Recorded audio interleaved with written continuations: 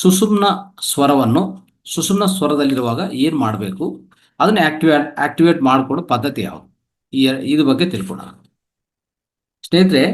ಸುಷುಮ್ನ activate ಮಾಡಿಕೊಂಡ್ರೆ ನಾವು ಆತ್ಮ ಸಾಕ್ಷಾತ್ಕಾರ ಹೊಂದ್ಬೋದು. ಈ ವಿಷಯ ಗೊತ್ತಾ ಎಲ್ಲರಿಗೂ? ಸುಷುಮ್ನ ಆಕ್ಟಿವೇಟ್ ಮಾಡಿಕೊಂಡು ಸುಷುಮ್ನದಲ್ಲಿ ಪ್ರಾಣಶಕ್ತಿ ಫ್ಲೋ ಆಗ್ತಾ ಇದ್ರೆ ಅನೇಕ ಋಷಿಗಳು ಮುನಿಗಳು ಯಾವಾಗಲೂ ಅದೇ ಕೆಲಸ ಮಾಡ್ತಾ ಇರ್ತಾರೆ. ಅವರು ನೋಡ್ಕೊಳ್ಳಿ, ಎಡದಲ್ಲಿರಲ್ಲ, ಪಿಂಗ್ಲದಲ್ಲಿ ಇರಲ್ಲ, ಇರಕ್ಕೆ ಇಷ್ಟ ಇಲ್ಲ ಅವ್ರಿಗೆ. ಪಿಂಗ್ಲ ಅದರಲ್ಲಿ ಇರಕ್ಕೆ ಇಷ್ಟ ಇಲ್ಲ ಮುನಿಗಳು ಋಷಿಗಳಿಗೂ. ಯಾಕೆ ಅಂದರೆ ಎಡದಲ್ಲಿ ಪಿಂಗ್ಲದಲ್ಲಿ ಇರುವಾಗ ಏನು ಮಾಡ್ತೀವಿ ಅಲ್ಲಿ?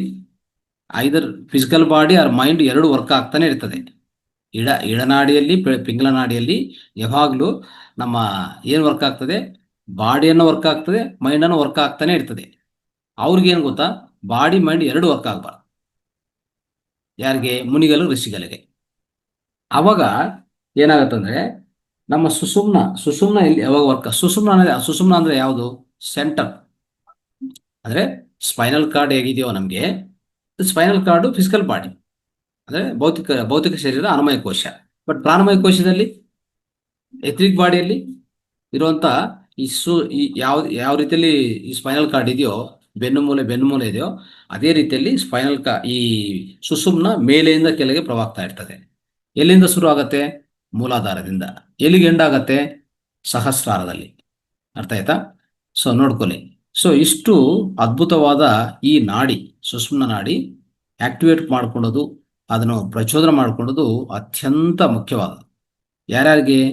ಯಾರ್ಯಾರು ಈ ಆತ್ಮ ಸಾಕ್ಷಾತ್ಕಾರ, ಹೈಯರ್ ಸ್ಟೇಟ್ ಆಫ್ ಕಾನ್ಸಿಯಸ್ನೆಸ್ನು ಟಚ್ ಆಗಬೇಕಂದ್ರೆ, okay, if you want to realise the higher state of consciousness, you want to reach the pinnacle stage of consciousness, at the same time ನಿಮ್ಮ ಆತ್ಮ ಸಾಕ್ಷಾತ್ಕಾರ ಹೊಂದಬೇಕು ಅಂದರೆ ಸುಷುಮ್ನ ನಾಡಿ ಪ್ರಚೋದನವಾಗಿರಬೇಕು, ಕ್ರಿಯಾಶೀಲಕವಾಗಿ ಕೆಲಸ ಮಾಡ್ತಾ ಇರಬೇಕು.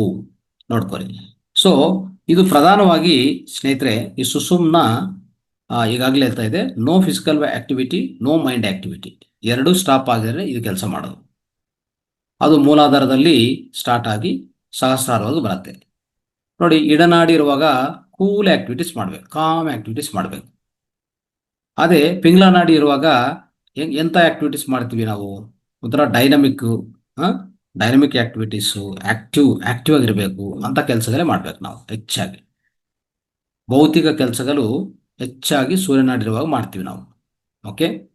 ಇನ್ನೊಂದೇನೆಂದರೆ, ಒಂದು ಅದ್ಭುತವಾದ ಸ್ಟೇಟ್ಮೆಂಟು ಸ್ವರಯೋಗದಲ್ಲಿ ಏನು ಹೇಳ್ತಾರೆ ಅಂದರೆ, ಇಡೀ ಡೇ ಟೈಮಲ್ಲಿ ನಿಮ್ಮ ಚಂದ್ರಸ್ವರನೇ ಆಕ್ಟಿವ್ ಇಟ್ಕೊಳ್ಳಿ, ಇಡೀ ನೈಟ್ ಟೈಮಲ್ಲಿ ಸೂರ್ಯಸ್ವರನೇ ಆಕ್ಟಿವ್ ಇಟ್ಕೊಳ್ಳಿ, ನೀವು ಯೋಗಿ ಆಗ್ತೀರಾ ಅಂತ ಹೇಳ್ತಾರೆ, ಸಂಪೂರ್ಣ ಯೋಗಿ ಆಗ್ತೀರಾ ಅಂತ ಹೇಳ್ತಾರೆ. ನೋಡಿ, ಇದು ಎಂಥ ಮುಖ್ಯವಾದ ವಿಷಯ. ಇದು ಸಾಧ್ಯವಾಗ್ತದ ಅಂದರೆ ನೀವು ಪ್ರಯತ್ನ ಮಾಡಿ. So always keep your what is that? ಚಂದ್ರನಾಡಿ ಆಕ್ಟಿವ್. ಸೂರ್ಯನಾಡಿಗೆ ಸೂರ್ಯ ಮುದ್ರಾ ನೋಡಿ, ಸೂರ್ಯನಾಡಿಗೆ ಆಕ್ಟಿವೇಟ್ ಮಾಡ್ಕೊಳಕ್ಕೆ, ಚಂದ್ರನಾಡಿಗೆ ಪ್ರಾಣ ಮುದ್ರಾ ಆಕ್ಟಿವೇಟ್ ಮಾಡ್ಕೊಳಕ್ಕೆ. ಪ್ರಾಣ ಮುದ್ರಾ, ಇದು ಚಂದ್ರ ಮುದ್ರಾ ಅಂತ ಹೇಳ್ತೀವಿ ನಾವು. ಇದು ನಿಮಗೆ ಗೊತ್ತಿರ್ಬೋದು, ಗೊತ್ತಿಲ್ಲದು ತಿಳ್ಕೊಳ್ಳಿ. ಚಂದ್ರನಾಡಿ ಆಕ್ಟಿವೇಶನ್ಗೆ ಪ್ರಾಣ ಮುದ್ರಾ, ದಿಸ್ ಇಸ್ ಕಾಲ್ಡ್ ಚಂದ್ರ ಮುದ್ರಾ. ಸೂರ್ಯ ಮುದ್ರಾ ನಿಮ್ಗೆ ಗೊತ್ತು, ಈ ನಮ್ಮ ಪೃಥ್ವಿ ಎಲಿಮೆಂಟನ್ನು ಈ ರೀತಿಯಲ್ಲಿ ಅಂದರೆ ರಿಂಗ್ ಫಿಂಗರ್, ಉಂಗರ ಬೆರಳು, ಈ ರೀತಿಯಲ್ಲಿ ಇದು ಸೂರ್ಯ ಮುದ್ರಾ. ಈ ರೀತಿಯಲ್ಲಿ ಆಕ್ಟಿವೇಟ್ ಮಾಡ್ಕೋಬಹುದು. ಮತ್ತೆ ಸುಷುಮ್ನ ಆಕ್ಟಿವೇಟ್ ಮಾಡೋಕ್ಕೆ, ಮತ್ತೆ ಚಂದ್ರನಾಡಿ ಸ್ವರ ಆಕ್ಟಿವೇಟ್ ಮಾಡೋಕ್ಕೆ, ಬದಲಾವಣೆ ಮಾಡ್ಕೊಳಕ್ಕೆ, ಚೇಂಜ್ ಮಾಡ್ಕೊಳಕ್ಕೆ ಅನೇಕ ಪದ್ಧತಿ ಹೇಳಿದ್ವಿ. Okay, right. ಈಗ ಸುಷುಮ್ನ ಆಕ್ಟಿವೇಟ್ ಮಾಡ್ಕೊಳಕ್ಕೆ ಸ್ವಲ್ಪ ಪದ್ಧತಿಗಳಿರ್ತದೆ, ಅದು ಹೇಳ್ತೀನಿ. ಆದರೆ ಸುಷುಮ್ನ ವರ್ಕ್ ಆಗ್ತಾ ಇರುವಾಗ ಏನಾಗುತ್ತೆ? ಎರಡೂ ಮೂಗಿಗಳಿಂದ ಸಮಾನವಾಗಿ ಈ ಶ್ವಾಸ ನಡೀತಾ ಇರ್ತದೆ, ಸ್ವರ ನಡೀತಾ ಇರ್ತದೆ. ಇದು ಪ್ರಧಾನವಾಗಿ. ಇಲ್ಲ ಅಂದ್ರೆ ಒಂದು ಕಡೆ ಮಾತ್ರ ನಡೀತಾ ಇರ್ತದಲ್ವಾ? ಚಂದ್ರ ಸ್ವರ ಅಂದ್ರೆ ಎಡಗಡೆ, ಸೂರ್ಯ ಸ್ವರ ಅಂದ್ರೆ ಬಲಗಡೆ ನಡೀತಾ ಇರ್ತದೆ. ಆದರೆ ಸುಷುಮ್ನ ಸ್ವರದಲ್ಲಿ ಎರಡೂ ಮೂಗಿಗಳಿಂದ ಸಮಾನವಾಗಿ ನಡೀತಾ ಇರ್ತದೆ. ಇದು ಸುಷುಮ್ನ ಸ್ವರ. ಈ ಸುಷುಮ್ನ ಸ್ವರ ಇರುವಾಗ ಏನ್ ಮಾಡ್ಬೇಕಪ್ಪ ಅಂದ್ರೆ, ಎಂಥ ಕೆಲಸಗಳು ಮಾಡ್ಬೇಕಂದ್ರೆ, ಅಷ್ಟಾಂಗ ಯೋಗದಲ್ಲಿ ಯೋಗಾಸನಗಳು, ಪ್ರಾಣಾಯಾಮ, ಪ್ರತ್ಯಾಹಾರ, ಧ್ಯಾನ ಇವೆಲ್ಲ ಮಾಡ್ಕೋಬಹುದು. ಪೂರ್ತಿ ಅಷ್ಟಾಂಗ ಯೋಗವನ್ನು ಪ್ರಾಕ್ಟೀಸ್ ಮಾಡ್ಬೋದು, ನೋ ಪ್ರಾಬ್ಲಮ್, ಮಾಡ್ಕೊಳ್ಳಿ. ಆಮೇಲೆ ಯಾವುದೇ ಪ್ರೇಯರು, ಜಪ, ನಾಮ ಸಂಕೀರ್ತನ ಮಾಡ್ಕೊಳ್ಳಿ. ಆಮೇಲೆ ಇನ್ನೊಂದೇನೆಂದ್ರೆ ಅತಿ ಮುಖ್ಯವಾದದ್ದು ಯಾರನ್ನು ಶಾಪ ಮಾಡಬಾರ್ದು. ನೋಡಿ, ಏನಾಗುತ್ತೆ ಗೊತ್ತಾ? ಸೊ ನಾವೆಲ್ಲರೂ ನಮ್ಮಲ್ಲಿ ಏನು ಶಕ್ತಿ ಇದೆ, ನಾನು ಮಾಡಿದ್ರೆ ಏನಾಗುತ್ತೆ ಇಲ್ಲ.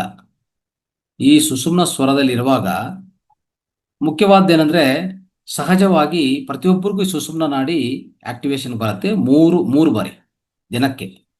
ಒಂದು ಸಂಧ್ಯಾ ಸಮಯ. ಸಂಧ್ಯಾ ಸಮಯ ಅಂದರೆ ಯಾವ್ಯಾವುದು? 6 ಗಂಟೆಗೆ ಬೆಳಗ್ಗೆ ಅಲ್ವಾ? ಮತ್ತೆ ಸಾಯಂಕಾಲ ಒಂದು 6:50 ಅಂತ ಇಟ್ಕೋಬಹುದು. ನೀವು ನೋಡ್ಬೋದು ಪಂಚಾಂಗದಲ್ಲಿ, ಕ್ಯಾಲೆಂಡರ್ ನೋಡಿದ್ರೆ ನಿಮ್ಗೆ ಗೊತ್ತಾಗತ್ತೆ. ಸಂಧ್ಯಾ ವಂದನ ಮಾಡ್ತಾ ಇರ್ತೀವಲ್ಲ, ಆ ಸಂಧ್ಯಾ ಸಮಯ. ಮತ್ತೆ ಮಧ್ಯಾಹ್ನ, ಮಧ್ಯಾಹ್ನ ಮಿಡ್ ಡೇ ಅಂತ ಹೇಳ್ತೀವಿ ನಾವು. ಈ ಮೂರು ಸಮಯದಲ್ಲಿ ಸಹ ಏನು ಹೇಳ್ತಾರೆ ಗೊತ್ತಾ? ಸಂಧ್ಯಾ ವಂದನ ಮಾಡ್ಕೊಳ್ಳಿ ಅಂತ ಹೇಳ್ತಾರೆ, ಸುಮ್ಮನೆ ಕೂತ್ಕೊಳ್ಳಿ ಅಂತ ಹೇಳ್ತಾರೆ, ಏನು ಮಾಡಕ್ ಹೋಗ್ಬಿಡಿ ಅಂತ ಹೇಳ್ತಾರೆ. ಅದಕ್ಕೆ ಈ ಪ್ರಧಾನವಾಗಿ ಬ್ರಾಹ್ಮಿನ್ಸ್ ಎಲ್ಲ ಮಾಡ್ತಾ ಇರೋದು ಸುಮ್ಮನೆ ಅಲ್ಲ, ಇಷ್ಟೆಲ್ಲ ಪ್ರಾಧಾನ್ಯತೆ ಇದೆ ಅದಕ್ಕೆ. ಆ ಸಮಯದಲ್ಲಿ ಯಾವುದೇ ಮಾಡಕ್ ಹೋದ್ರು ಕೆಟ್ಟ ಹೋಗುತ್ತೆ. ನೀವು ತಪ್ಪು ಮಾತಾಡಿದ್ರು, ರೈಟ್ ಮಾತಾಡಿದ್ರು ಎಲ್ಲ ಅದು ಕರೆಕ್ಟಾಗಿ ಅದೊಂಥರ ರಿಯಾಲಿಟಿಗೆ ಬಂದ್ಬಿಡ್ತದೆ. ಅದಕ್ಕೆ ಏನು ಮಾಡಬಾರ್ದು, ಸೈಲೆಂಟಾಗಿ ಇಂಥ ಮಾತ್ರ ಮಾಡ್ಕೋಬೇಕಾಗತ್ತೆ. ಅದಕ್ಕೆ ಇನ್ನೊಂದೇನೆಂದರೆ, ಇಂದಿನ ಕಾಲದಲ್ಲಿ ನಮ್ಮ ಪೂರ್ವ ಕಾಲದಲ್ಲಿ ಋಷಿಗಳನ್ನ ಯಾರಾದರೂ ತೊಂದರೆ ಮಾಡ್ತಾ ಇದ್ರೆ, ಯಾರಾದರೂ ತೊಂದರೆ ಮಾಡ್ತಾ ಇದ್ರೆ ಅವ್ರು ಏನು ಮಾಡ್ತಾ ಇದ್ದಾರೆ ಗೊತ್ತಾ? ಇಂಥ ಸಮಯದಲ್ಲಿ ಅವ್ರನ್ನು ಶಾಪ ಮಾಡ್ತಾ ಇದ್ರು.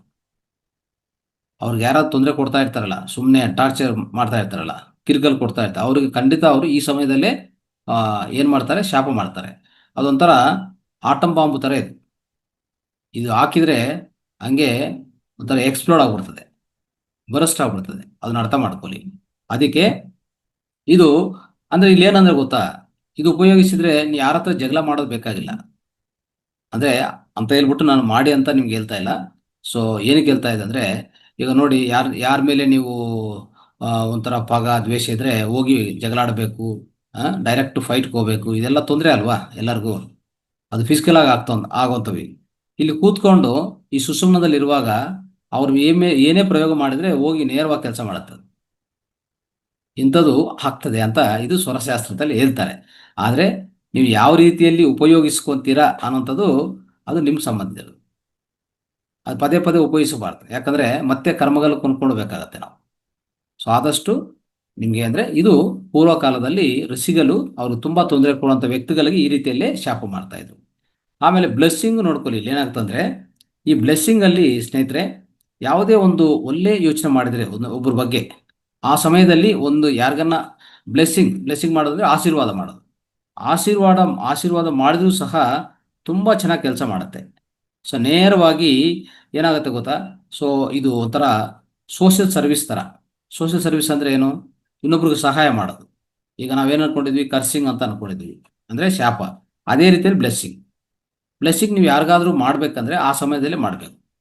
ಅವ್ರಿಗೆ ಇಂಥದ್ದು ಚೆನ್ನಾಗಾಗಲಿ, ಆರೋಗ್ಯ ಚೆನ್ನಾಗಾಗಲಿ, ಇಲ್ಲ ಅವ್ರಿಗೆ ಅಂದರೆ ಈ ಕೆಲಸದಲ್ಲಿ ಅವ್ರು ಯಶಸ್ವಿ ಆಗಲಿ, ನಿಮ್ಮ ಮಗಳಿಗಾಗಲಿ, ನಿಮ್ಮ ಹಸ್ಬೆಂಡ್ಗಾಗಲಿ, ನಿಮ್ಮ ಸಂಬಂಧಿಗಳಿಗಾಗಲಿ, ಯಾರಿಗಾದ್ರೂ ನೀವು ಬ್ಲೆಸ್ಸಿಂಗ್ ಮಾಡಬೇಕಂದ್ರೆ this is the most auspicious time, powerful time. ಯಾವುದು? ಬೆಳಗ್ಗೆ, ಸಾಯಂಕಾಲ, ಸಂಧ್ಯಾ, ಮಧ್ಯ ಡೇ ಅಲ್ಲಿ, ಹಗಲ್ ಟೈಮಲ್ಲಿ, ಮಿಟ್ಟ ಮಧ್ಯಾಹ್ನ ಅಂತ ಹೇಳ್ಬೋದು. ಅದನ್ನು ನೀವು ಮಾಡ್ಕೊಳ್ಳಿ. ಸೊ ಈ ರೀತಿ ಮಾಡಿಕೊಂಡ್ರೆ ಖಂಡಿತ ನಿಮ್ಗೆ ಏನಾಗುತ್ತೆ? ಸೊ ಇದು ಅದ್ಭುತವಾದ ರೀತಿಯಲ್ಲಿ ಕೆಲಸ ಮಾಡುತ್ತೆ. ಸೊ ಆಮೇಲೆ ಇದು ಸುಷುಮ್ನ ನಾಡಿ ನಾವೇನಂತ ಹೇಳ್ತೀವಿ? ಪವಿತ್ರ ನಾಡಿ ಅಂತ ಕರಿತೀವಿ ಅಲ್ವಾ? ಇದು ಪವಿತ್ರ ನಾಡಿ. ಸೊ ಅವಾಗ ಎಲ್ಲ ವರ್ಕ್ಸು ಸ್ಟಾಪ್ ಮಾಡಬೇಕು, ಯಾವುದೇ ಆಕ್ಟಿವ್ ವರ್ಕ್ ಮಾಡಬಾರ್ದು, ಅದನ್ನ ಅರ್ಥ ಮಾಡ್ಕೊಳ್ಳಿ. ಸೊ ಆಮೇಲೆ ಇದು ಹೇಗಂದ್ರೆ ಗೊತ್ತಾ? ಈ ನಾಡಿ ವರ್ಕ್ ಮಾಡುವಾಗ ಎಲ್ಲ ಇಂದ್ರಿಯಗಳನ್ನು ಒಳಗಡೆ ಸರ್ಸ್ಕೋಬೇಕಾಗತ್ತೆ. ಯಾವ ಇಂದ್ರಿಯ ಕೆಲಸ ಮಾಡಿಸ್ಬಾರ್ದು.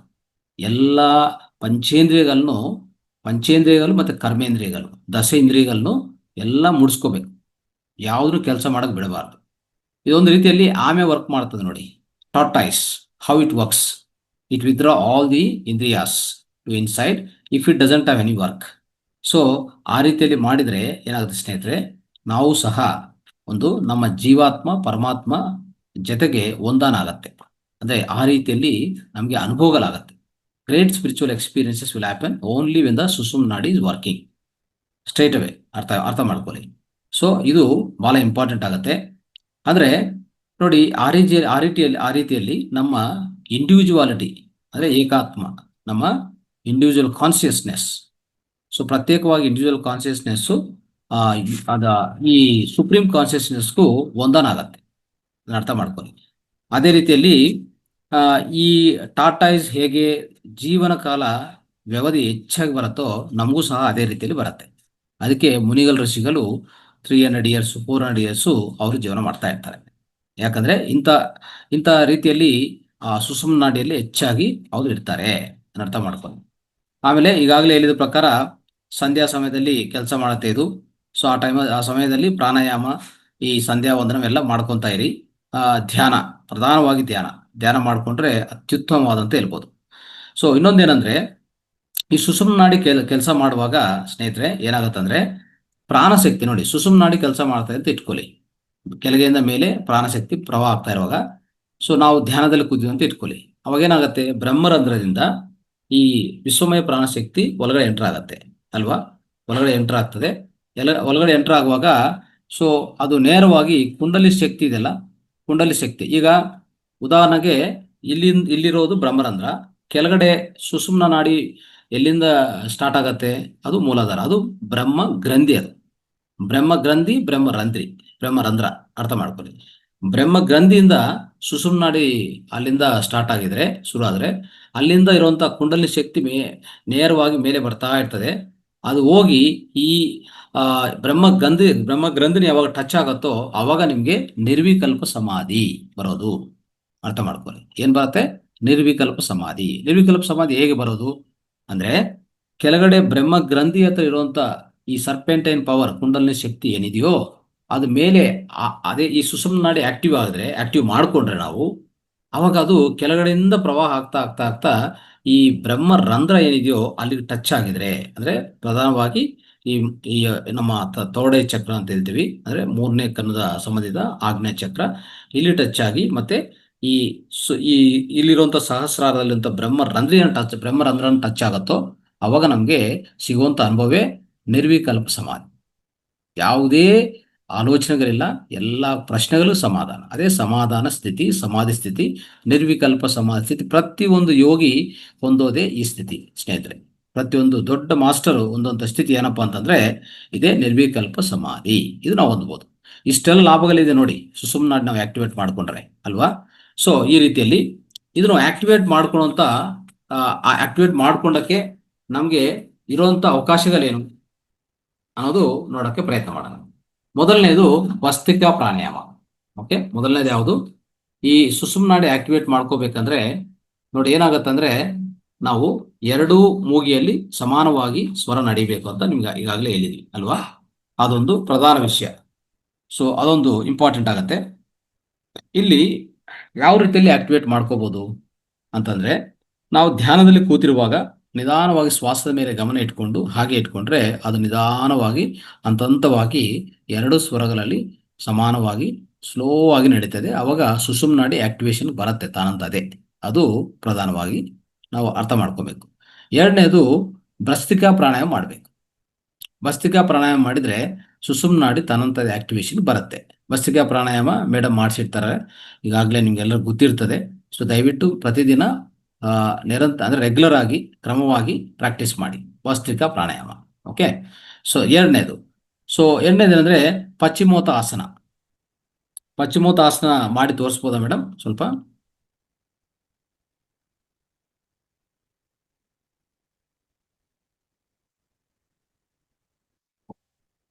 ರೈಟ್, ಪಶ್ಚಿಮೋತ್ತಾಸನ ಬೇಗ ಮಾಡಿ ತೋರಿಸಿ. ಇದು ದಂಡಾಸನ. ದಂಡಾಸನದಲ್ಲಿ ಫಸ್ಟ್ ಭಸ್ತ್ರಿಕಾ ಪ್ರಾಣಾಯಾಮ ತೋರಿಸಿ ಮೇಡಮ್. ಭಸ್ತ್ರಿಕಾ ಪ್ರಾಣಾಯಾಮ ಓಕೆ. ಮೂರು ಪದ್ಧತಿಗಳಿದೆ, ಮೂರು ಪದ್ಧತಿಗಳು ತೋರಿಸೋಣ. ಓಕೆ, ಆಕ್ಟಿವೇಟ್ ಮಾಡಕ್ಕೆ. ಎಸ್, ಭಸ್ತ್ರಿಕಾಲ್ಲಿ ಇಲ್ಲ, ಅದು 3 ಟೆಕ್ನಿಕ್. ಫಸ್ಟ್ ಏನ್ ಬರುತ್ತಂದ್ರೆ ವಿಭಾಗೀಯ ಪ್ರಾಣಾಯಾಮ ಬರುತ್ತೆ. ಲೋವರ್ ಪೋರ್ಷನ್ ಅಕಾರ ಚಾಂಟಿಂಗು, ಫಸ್ಟ್ ಬ್ರೀದಿಂಗ್, ಇನ್ಹಲೇಷನ್, ಮತ್ತೆ ಉಸಿರು ತೆಗೆದುಕೊಳ್ಳೋದು, ಉಸಿರು ಬಿಡೋದು. ಈ ತರ ಸುಮಾರು ಕೌಂಟ್, ಉಸಿರು ತೆಗೆದುಕೊಳ್ಳೋದು, ಹಿಡಿಯೋದು, ಉಸಿರು ಬಿಡೋದು, ಮತ್ತೆ ಉಸಿರು ತೆಗೆದುಕೊಳ್ಳೋದು, ಹಿಡಿಯೋದು, ಬಿಡಿಯೋದು, ಬಂದ್ಗಳನ್ನ ಮಾಡ್ತೀವಿ. ಅದನ್ನ ಸೆಕ್ಷನಲ್ ಬ್ರೀದಿಂಗ್ ಅಂತ ಕೂಡ ಹೇಳ್ತೀವಿ.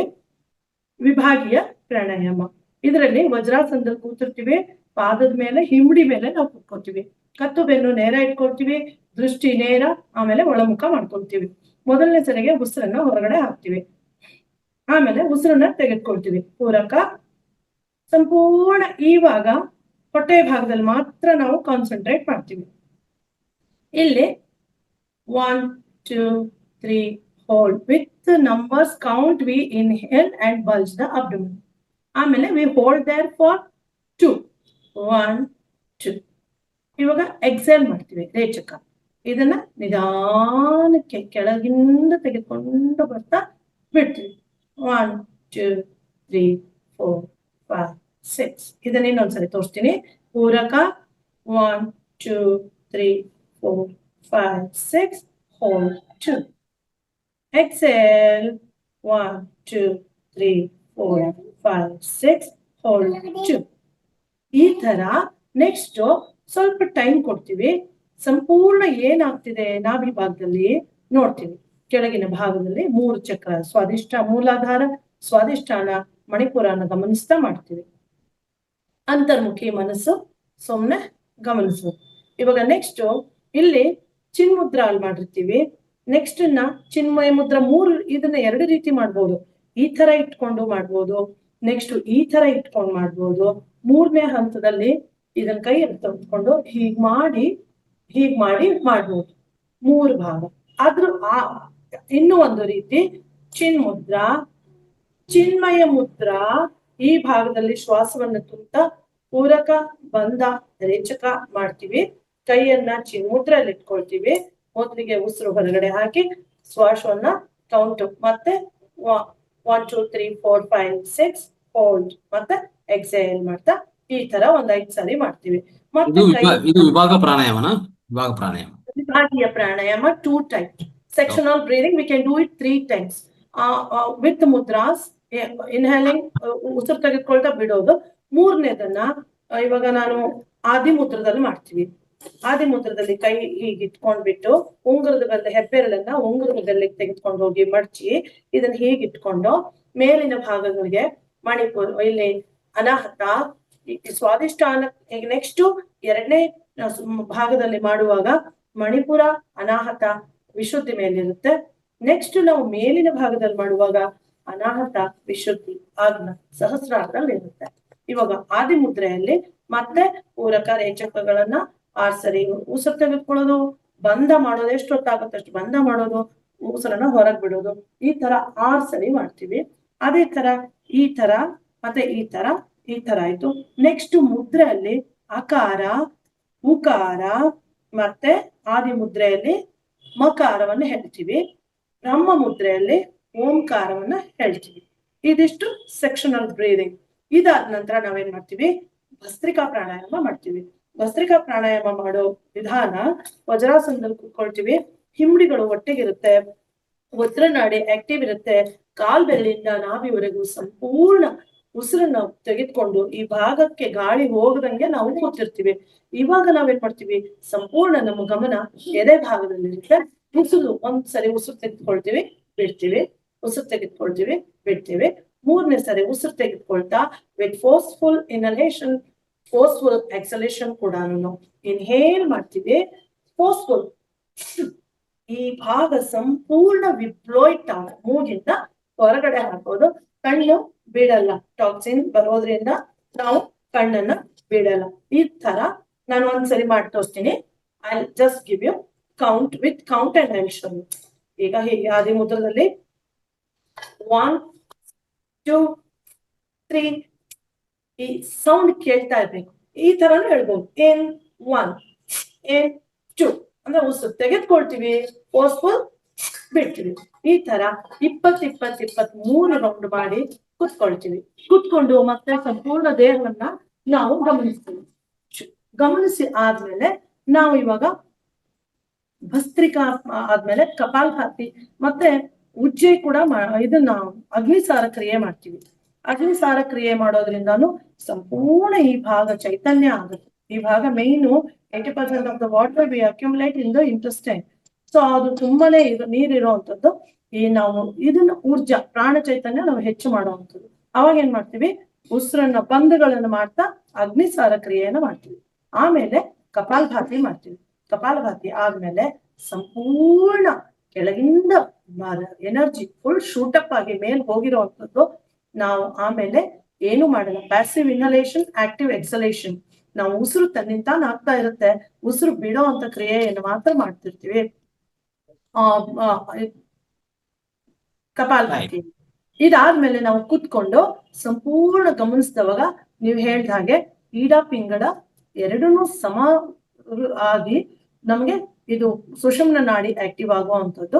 ಆ ಟೈಮಲ್ಲಿ ನಾವು ಧ್ಯಾನ ಮಾಡ್ತೀವಿ. ಭ್ರಾಮರಿ ಕೂಡ ಇದೆ. ನೆಕ್ಸ್ಟ್ ಪಶ್ಚಿಮೋತ್ತಾಸನ. ಪಶ್ಚಿಮೋತ್ತಾಸನ ಅದು ಮಾಡಿದ್ರು ಆಕ್ಟಿವೇಶನ್ ಬರುತ್ತೆ. ಸ್ಥಿತಿ ಇದು ಬ್ರಹ್ಮಚರ್ಯಾಸನ ಅಂತಾರೆ, ಋಷಿಮುನಿಗಳು ಎಲ್ಲರೂ ಮಾಡ್ತಾರೆ. ಮಾಡಿ ನನ್ ಕಾಣತ್ತಾರ, ನೀನು ಕಾಣ್ಬೇಕು, ನಾನು ಕಾಣ್ಬೇಕಲ್ವಾ. ಮೊದ್ಲಿಗೆ ನಾವು ದಂಡಾಸನದಲ್ಲಿ ಕೂತಿರ್ತೀವಿ, ಒಂದೊಂದೇ ಕಾಲನ್ನ ಮಡ್ಚ್ಕೊಳ್ತೀವಿ. ಅಲ್ಲಿಗೆ ಏನಾಗುತ್ತೆ, ನಮ್ ಉಸಿರು ಬ್ಯಾಲೆನ್ಸ್ ಆಗುತ್ತೆ. ನಾವು ಸುಮ್ನೆ ಹೆಂಗೆಂಗೋ ಹಂಗೆ ಪಶ್ಚಿಮೋತ್ತಾಸನದಲ್ಲಿ ನಾವು ಕೂರಲ್ಲ. ಪಶ್ಚಿಮೋತ್ತಾಸನಕ್ಕೆ ಬರೋ ಮೊದಲನೇ ಸ್ಥಿತಿ ದಂಡಾಸನ. ಉಸಿರನ್ನ ಕಾಲ್ಗಳಿಂದ ನಾಭಿವರೆಗೆ ಕ್ಲೋಸ್ ಮಾಡುತ್ತೀವಿ.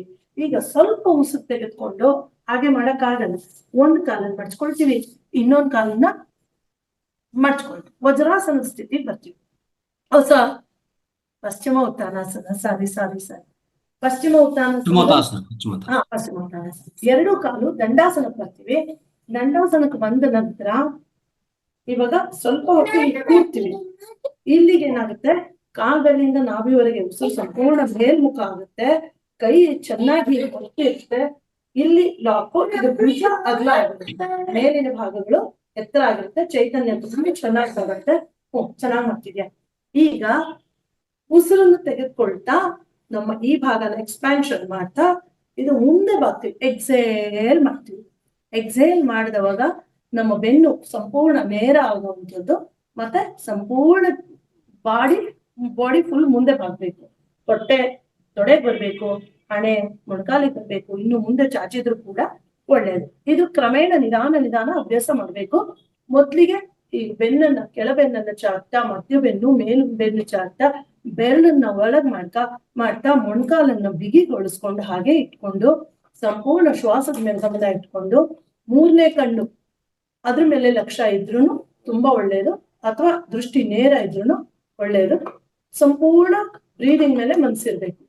ಆಮೇಲೆ ಇದಾದ್ಮೇಲೆ ಸಂಪೂರ್ಣ ಉಸಿರು ಬಿಡ್ತಾ ವಿತ್ ಎಕ್ಸಲೇಷನ್ ವಿ ಗೋ ಡೌನ್. ನಮ್ಮ ಕೆಪಾಸಿಟಿ ಎಷ್ಟಿದೆ ಅಂದ್ರೆ ಹೊಟ್ಟೆ ಖಾಲಿ ಇರ್ಬೇಕು, ಅವಾಗ ಮಾತ್ರ ತುಂಬಾ ಚೆನ್ನಾಗಾಗುತ್ತೆ. ಈಗ ಎಷ್ಟಾಗುತ್ತೆ ಅಷ್ಟು ಕೊನೆ ಹಂತಕ್ಕೆ ಹೋಗಿ ಅಲ್ಲಿ ಇದ್ದು ಉಸಿರಾಡ್ಬೇಕು. ಕೊನೆ ಹಂತದಲ್ಲಿ ಎಷ್ಟು ಹೊತ್ತಾಗುತ್ತೆ, 1 ನಿಮಿಷ, 3 ನಿಮಿಷ, 5 ನಿಮಿಷ. ಆಸನ ಸಿದ್ಧಿ ಆಗೋದು ಅಂದ್ರೆ ಇದೇನೇನೆ, ದೀರ್ಘವಾಗಿ ನಾವು ಉಸಿರಿನ ಜೊತೆ ಇರ್ತಾ ಒಂದೊಂದೇ ಆಸನ ಸಿದ್ಧಿ ಆಗುತ್ತೆ. ಈ ಉಸಿರಲ್ಲಿ ಇರ್ತಾ ವಿಗರಸ್ ಮಾಡಿದವಾಗ ಬಾಡಿ ನೋವಾಗುತ್ತೆ, ನಮಗೆ ಉಪಯೋಗಕ್ಕೆ ಬರಲ್ಲ. ನೆಕ್ಸ್ಟ್ ಮೂರನೇದು Shirshasana. I'll show you. I can do it right now, but not the way. So formally I will. ಇವಾಗ 8:30 ಆಗಿರೋದ್ರಿಂದ ಇವಳು ಸ್ಕೂಲಿಗೆ ಬಿಡ್ಬೇಕು. ಬೇಡ ನೆಕ್ಸ್ಟ್ ನಾಳೆ ತೋರಿಸಿ, ಪರವಾಗಿಲ್ಲ. ನಾನು ಇದನ್ನ ತುಂಬಾ ಚೆನ್ನಾಗಿ ಅವ್ರು ಮಾಡ್ತಾರಂತ ನೋಡೋಣ.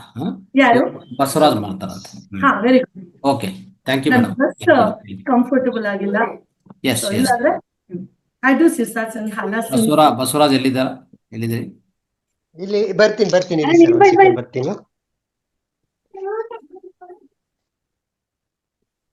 ಒಂದ್ ಸೆಕೆಂಡ್ ಇರಿ ಸರ್.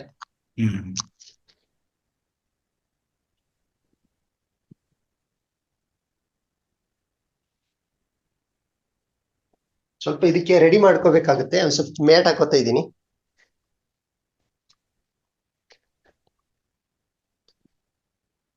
ಶಿರಸಾಸನ ಸ್ಟೆಪ್ ಬೈ ಸ್ಟೆಪ್ ಹೇಳ್ತೀನಿ ಗುರುಗಳೇ. ಸ್ಟಾರ್ಟಿಂಗ್ ಅಲ್ಲಿ ಯಾರು ಹೇಗ್ ಮಾಡ್ಬೇಕಂತ ಕಲಿಯೋರು ಕೂಡ ಮಾಡ್ಬೋದು.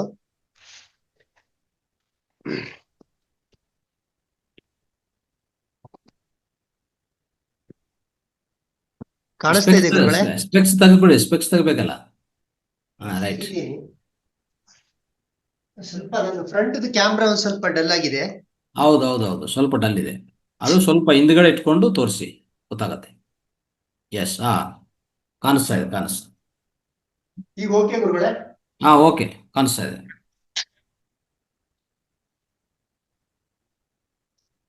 ಮೊದಲು ಯಾರೇ ಮಾಡುವಾಗ ಶಿರಸಾಸನ ಮಾಡುವಾಗ ತಲೆ ಎಂಬುದು ಇಟ್ಕೊಂಡು ಕೈ ಲಾಕ್ ಮಾಡ್ಕೋಬೇಕು ಗುರುಗಳೇ. ಸ್ವಲ್ಪ ಹಿಂದ್ಗಡೆ ಹೋಗಿ, ಸ್ವಲ್ಪ ಹಿಂದ್ಗಡೆ. ಫ್ರಂಟ್ ಕ್ಯಾಮ್ರಾ ಆನ್ ಮಾಡ್ತೀನಿ. ಹ್ಮ್. ಬ್ಯಾಕ್ ಕ್ಯಾಮ್ರಾ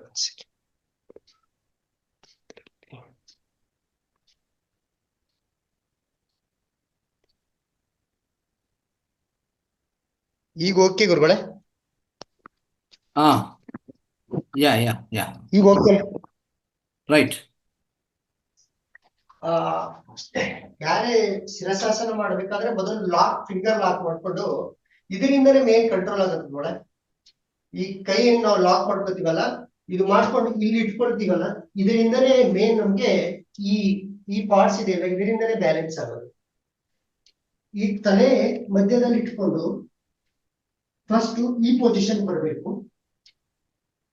ಆಮೇಲೆ ಮೊದಲು ಈ ಪೊಸಿಷನ್ ಅಲ್ಲಿ ಇಟ್ಕೊಳ್ಳೋದು ಟ್ರೈ ಮಾಡಿ. ಆಮೇಲೆ ನಿಧಾನಾಗಿ ಈ ಕೈಯಲ್ಲಿ ಪ್ರೆಷರ್ ತಗೊಂಡು ಫಸ್ಟ್ ಈ ಪೊಸಿಷನ್ ಬರಬೇಕು. ಫಸ್ಟ್ ಕಲಿಯೋರು, ಬೇಸಿಕ್ ಕಲಿಯೋರು ವಾಲ್ ಸಪೋರ್ಟ್ ತಗೊಂಡು ಈ ಪೊಸಿಷನ್ ಅಲ್ಲಿ ಟ್ರೈ ಮಾಡಿ 30 to 40 ಸೆಕೆಂಡ್ ಬ್ರೇಕ್ ಮಾಡ್ಕೊಂಡು ಆಮೇಲೆ ನಿಧಾನ ಲೆಗ್ಸ್ಗಳು ಮೇಲೆ ತಗೊಂಡು.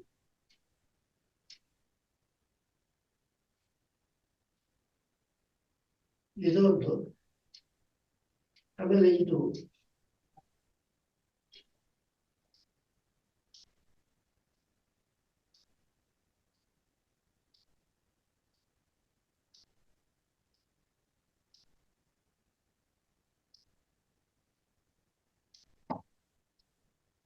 ಆಮೇಲೆ ಶಿರಸಾಸನ ಮಾಡಿದ ನಂತರ ಯಾವಾಗೂ ಕೂಡ ಶಶಂಕಾಸನಿಗೆ ಬರ್ಬೇಕು ನಾವು. ಇಮಿಡಿಯೇಟ್ ಆಗಿ ಎದ್ದು ಕೂತ್ಕೋಬಾರ್ದು. ಶಶಂಕಾಸನ ಅಥವಾ ಬಾಲಾಸನ.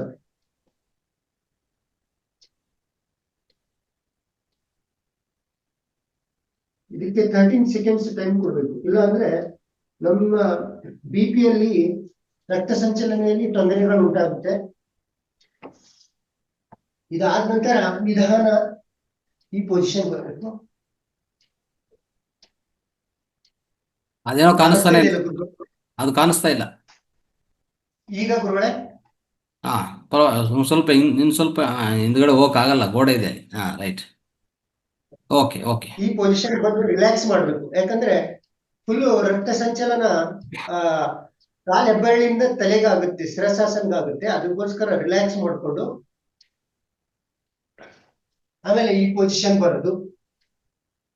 ಸೊ ಶೀರ್ಷಾಸನಲ್ಲಿ ಎಷ್ಟು ಹೊತ್ತಿಗೆ ಇರ್ಬೇಕಾಗುತ್ತೆ ಅಲ್ಲಿ, ಶೀರ್ಷಾಸನ ಹಾಕಿದ ಮೇಲೆ? ಶಿರಸಾಸನದಲ್ಲಿ ಮಿನಿಮಮ್ 30 ಸೆಕೆಂಡ್ ಗುರುಗಳೇ, ಇಲ್ಲಾಂದ್ರೆ 1 ಮಿನಿಟ್ ವರೆಗೂ ಇರ್ಬೋದು ಶಿರಸಾಸನ. 30 ಸೆಕೆಂಡ್ 1 ಮಿನಿಟ್ ವರೆಗೂ. ಓಕೆ. 1 ಮಿನಿಟ್ ವರೆಗೆ ಇರ್ಬೋದು. ಇದರಲ್ಲಿ ಇನ್ನೊಂದು, ಬ್ರೈನ್ ಅಲ್ಲಿ ಅಥವಾ ತಲೆಯಲ್ಲಿ ಏನಾದ್ರೂ ಬ್ಲಡ್ ಕ್ಲಾಟ್ಸ್ ಇದ್ದಾಗ ಶಿರಸಾಸನ ಮಾಡಿದಾಗ ನಾವು ಬ್ರಾಹ್ಮರಿಯಲ್ಲಿ ಮಾಡ್ತೀವಲ್ಲ, ಮಕಾರ ಮಾಡ್ತೀವಲ್ಲ ಗುರುಗಳೇ,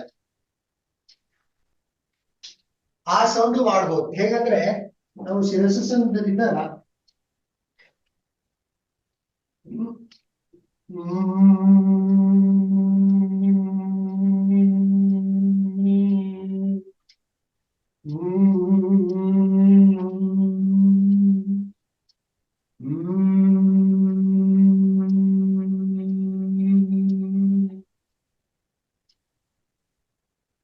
ಈ ಸೌಂಡ್ ಮಾಡೋದ್ರಿಂದ ನಮ್ಮಲ್ಲಿ ತಲೆನೋವು, ಅರ್ಧ ತಲೆನೋವು, ಸೈನಸ್ಸು, ಮೂಗು ಕಟ್ಕೊಳ್ಳೋದು, ಕಣ್ಣು ತೊಂದರೆಗಳು ಎಲ್ಲ ಪರಿಹಾರ ಆಗುತ್ತೆ ಇದರಿಂದ.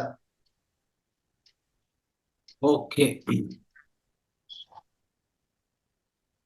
ಥ್ಯಾಂಕ್ ಯು ಬಸವರಾಜ್ ಅವರೇ. Thank you so much. Okay. Right.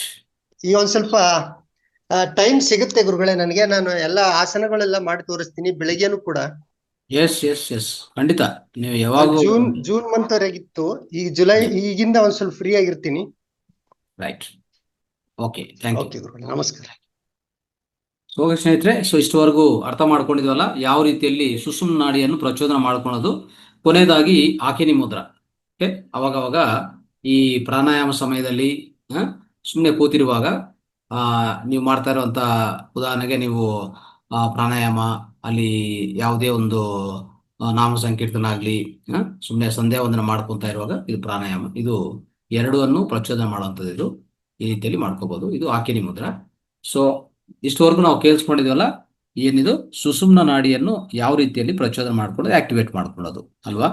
So ಯಾವ ರೀತಿಯಲ್ಲಿ ನಾವು ಚಂದ್ರ ಸ್ವರವನ್ನು ಆಕ್ಟಿವೇಟ್ ಮಾಡ್ಕೊತೀವಿ, ಅದೇ ಕೃತಿಕವಾಗಿ ನಾವೇ ಮಾಡ್ಕೊತೀವಿ.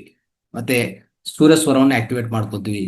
ಮತ್ತೆ ಸುಷುಮ್ನ ನಾಡಿಯನ್ನು ಆಕ್ಟಿವೇಟ್ ಮಾಡ್ಕೊಳ್ಳುವಂತ ಆ ಕ್ರಿಯೆ ಇವತ್ತು ನಾವು ಪೂರ್ಣವಾಗಿ ತಿಳ್ಕೊಂಡಿದ್ವಿ. ಅರ್ಥ ಆಯ್ತಾ? ಈ ವಿಡಿಯೋವನ್ನು ಎಲ್ಲರಿಗೂ ಕಲಿಸಿ ದಯವಿಟ್ಟು. ಸೊ ಅದ್ಭುತ ಫಲಿತ ಇದೆ.